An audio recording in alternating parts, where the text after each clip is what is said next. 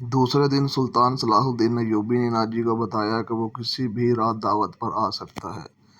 ناجی نے سلطان صلاح الدین ایوبی کو 3 دن کے بعد کی دعوت دی اور بتایا کہ یہ دعوت کم اور جشن زیادہ ہوگا، اور یہ جشن شہر سے دور صحرا میں مشغلوں میں منایا جائے گا۔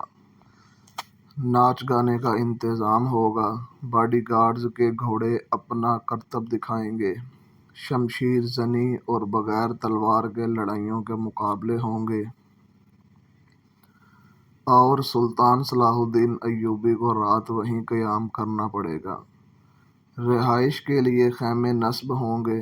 سلطان صلاح الدین ایوبی پروگرام کی تفصیل سنتا رہا۔ اس نے ناچنے گانے پر اعتراض نہیں کیا تھا۔ ناجی نے ڈرتے اور جھجکتے ہوئے کہا، فوج کے بیشتر سپاہی جو مسلمان نہیں یا جو ابھی نیم مسلمان ہیں کبھی کبھی شراب پیتے ہیں۔ وہ شراب کے عادی نہیں، لیکن وہ اجازت چاہتے ہیں کہ جشن میں انہیں شراب پینے کی اجازت دی جائے۔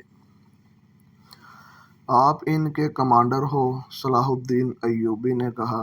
آپ چاہیں ان کو اجازت دے دیں، نہ چاہیں تو میں آپ پر اپنا حکم نہیں چلاؤں گا۔ امیر مصر کا اقبال بلند ہو، ناجی نے غلاموں کی طرح کہا۔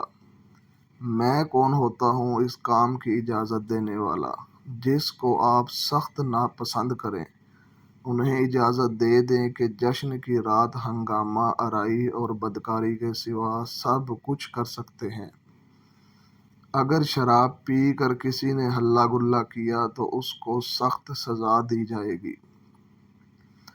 سلطان صلاح الدین ایوبی نے کہا۔ یہ خبر جب سلطان صلاح الدین ایوبی کے سپاہیوں تک پہنچی کہ ناجی سلطان صلاح الدین ایوبی کے اعزاز میں جشن منعقد کر رہا ہے اور اس میں ناچ گانا بھی ہوگا، شراب بھی ہوگی، اور سلطان صلاح الدین ایوبی نے اس جشن کی دعوت ان سب خرافات کے باوجود بھی قبول کی ہے، تو وہ ایک دوسرے کا منہ تکتے رہے۔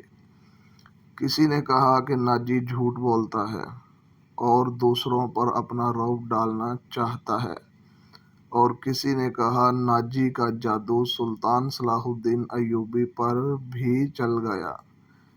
یہ رائے ناجی کے ان افسروں کو بھی پسند آئی جو ناجی کے ہم نوا اور ہم پیالہ تھے۔ سلطان صلاح الدین ایوبی نے چارج لیتے ہی ان عیش و عشرت، شراب و بدکاری حرام کر دی تھی۔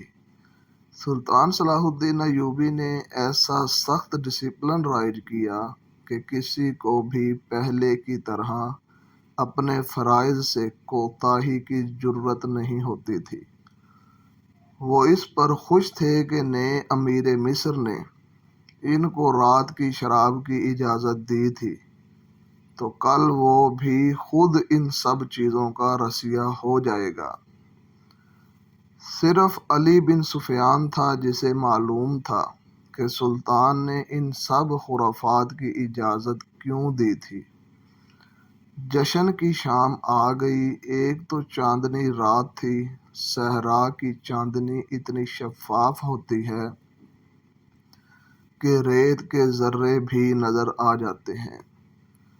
دوسرے ہزارہا مشغلوں نے وہاں کی صحرا کو دن بنایا تھا۔ باڈی گارڈز کا ہجوم تھا جو ایک وسیع میدان کے گرد دیواروں کی طرح کھڑا تھا۔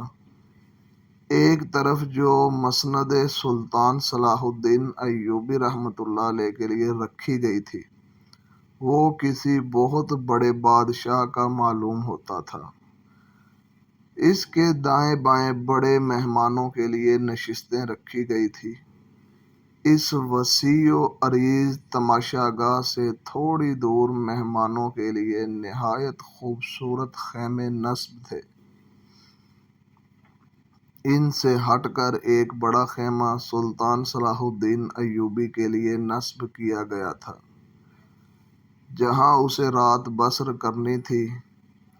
علی بن سفیان نے صبح سورج غروب ہونے سے پہلے وہاں جا کر محافظ کھڑے کر دیے تھے۔